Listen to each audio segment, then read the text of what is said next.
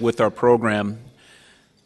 Our lunch speaker is Mr. John Beatty, who has been the CEO of Flight Safety Foundation for all of about 2 months now, and he's agreed to take his time from what is undoubtedly drinking from a very, very large fire hose right now to spend some time with us.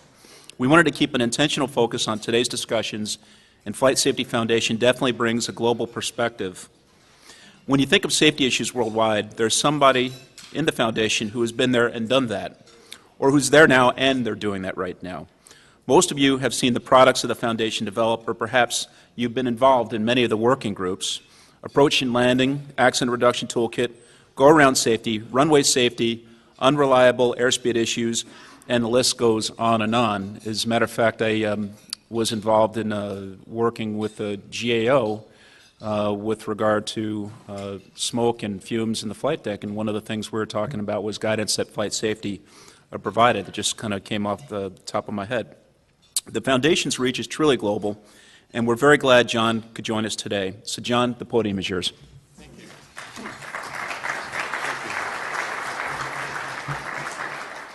Wow, what a great opportunity. I'd like to thank ALPA for assembling this all-star cast and giving me the opportunity to speak to you at lunchtime. And I promise I will do my best to be both informative and entertaining. And as you just said, you know, I've been on the job for 60 days, so I have Kevin Hyatt's here in the audience also. So if you like what I have to say, then please come up and say something to Kevin, because he's been a real help in me getting here. And if you don't like it, please also come up to Kevin right afterwards and make a point of bringing it to him. So before I start, one of the things I want to do, I would like to really have a call to order to really reiterate what Ken Quinn said about the time for action is now, to really ensure that we're using proactive safety analysis for the data and that we're protecting it for actually and making sure that it's used for the analysis of safety and not being used for criminalization activity. So I'd like to just take that opportunity to speak for Ken. What I'm going to do today is I'm going to give you a story first, and then I'm going to talk to you a little bit about proactive data collection, and I'm going to talk to you about just culture. So I'll start with a story, and then I'm going to actually finish up with a joke to keep you entertained.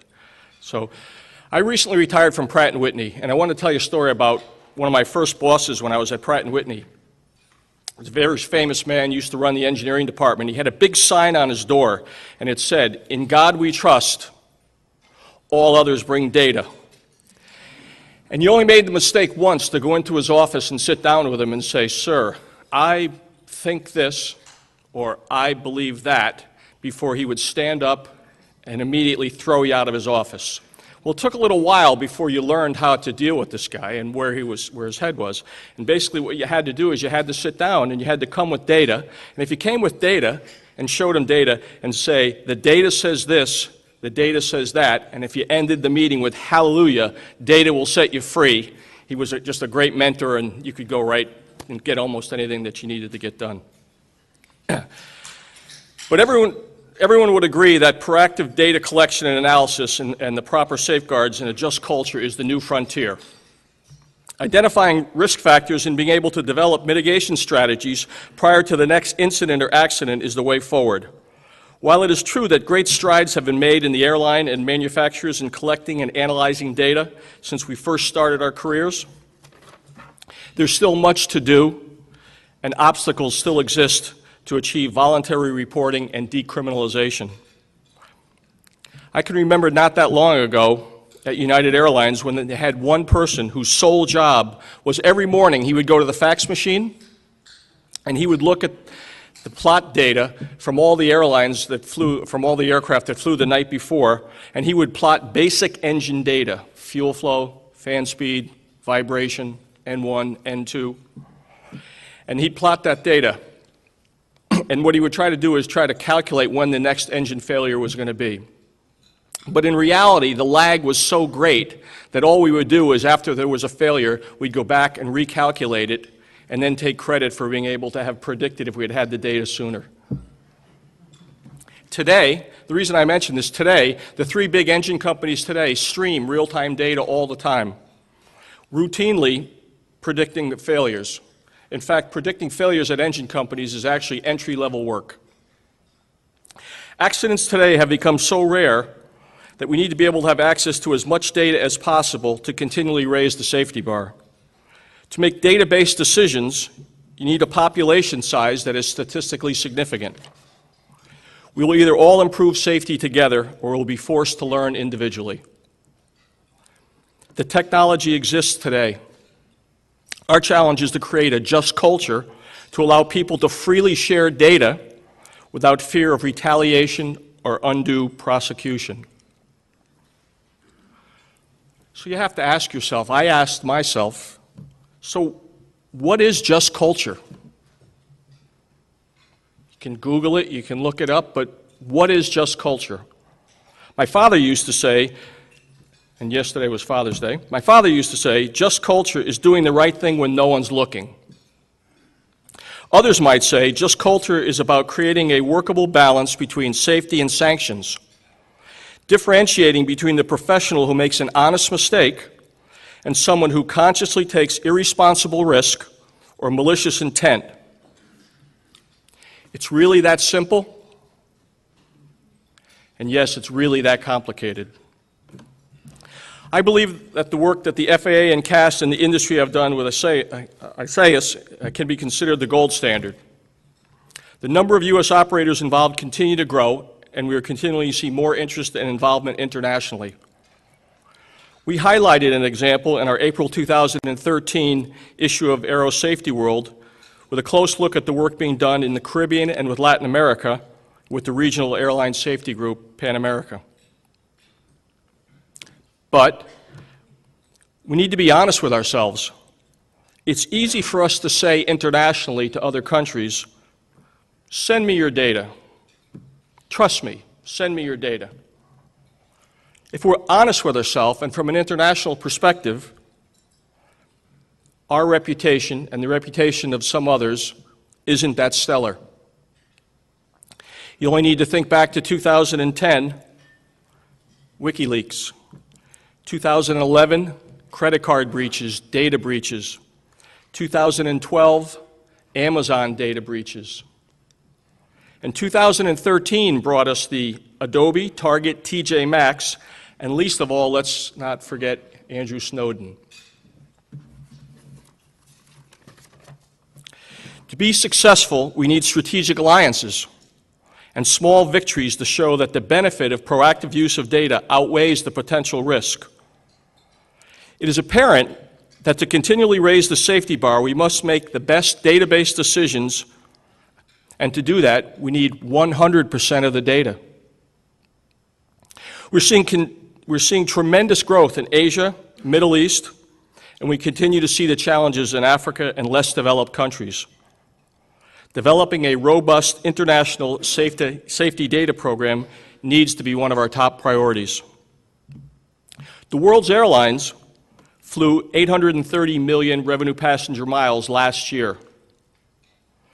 22% of that came from international carriers, and you saw Dr. Hassan Sahidi show earlier that that number will start to approach 50% by the year 2025. So this has to be an international program. The Foundation was an early leader in supporting and using and protecting safety data. Our founder, Jerry Lederher, wrote in 1978, "We need operations and safety surveys to provide management with a confidential appraisal of performance levels of safety and efficiency in airline operations." Today, the Flight Safety Foundation is home of the very successful Basic Aviation Risk Standard, also known as BARS. BARS primarily targets the mining and natural resource sector. We've completed over 250 audits. We have over 7,000 non-compliances in our database with over a 93% closure rate. This is data from a whole new segment that could provide a blueprint for how new international data project could go forward. BARS is successful in bringing together data from around the world, housed in a secure and trusted location that can only be accessed by its program members. The mining and resource industry approached the Flight Safety Foundation due to our international, independent, and impartial approach to aviation safety. We have built this trust up over the last 65 years. I think you heard earlier, we are also partnering with MITRE on a pilot project to collect, analyze, and share safety data in the Asia-Pacific region. This work is being done under the auspices of the Asia-Pacific Regional Aviation Team. We have been approached and are exploring the same type of projects for other regions. In closing, I'd like to thank ALPA for organizing this meeting today.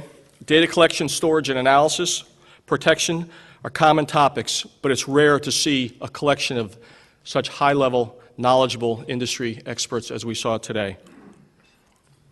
So before I leave, I promised you a joke. It's actually not a joke. It's a true story, but the names have been changed to protect the innocent.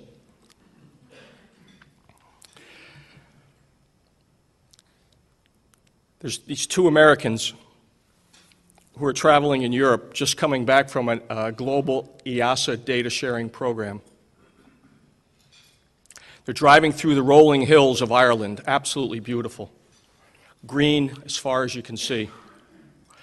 They look off to the left and they see this beautiful rolling mountain. They see a farmer standing there with hundreds and hundreds of sheep. So one of the Americans gets this idea. He pulls the car over, stops, walks up to the farmer and says, "Are you a farmer?" He says, "Yes." He says, "Are those your sheep?" He says, "Yes." He says, I have a deal for you." He says, "If I can tell you exactly how many sheep you have in your pasture, I get to keep one." Farmer says, "Deal." So the American takes out his iPhone 5S, downloads Google Earth, does a plot analysis, gets a statistically significant population of data, multiplies it times the total square footage, runs multiple Monte Carlo simulations until he gets to a point of a 99.9% accuracy, all within 20 seconds. Looks down at his phone, says to the farmer, 876. He goes, and that, my friend, is proactive use of data.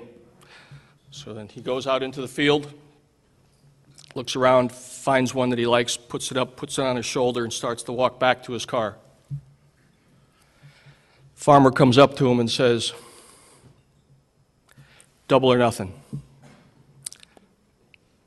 He says, "Okay." He says, "I'm going to tell you who you work for and what your occupation is." He says, "Okay, deal." He says, "You work for the government and you're an engineer." He says, "My God, how did you know that?" He says, "Put my dog down and get in the car." He says, "That, my friend, is just culture." Thank you.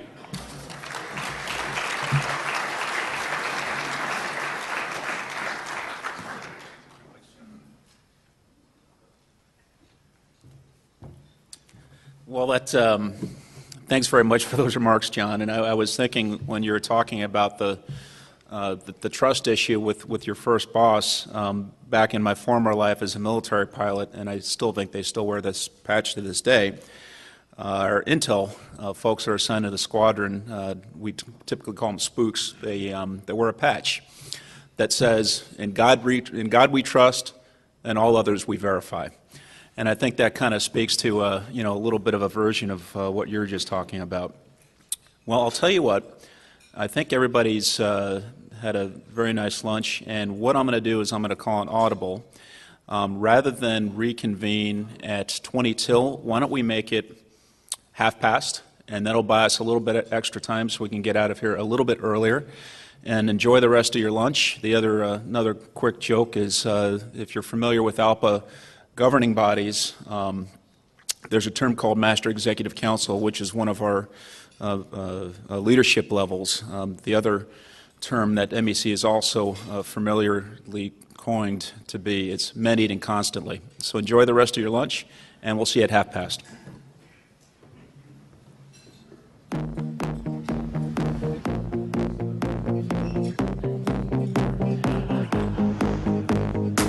Together, pilots, controllers, and flight attendants have delivered the safest mode of transportation worldwide.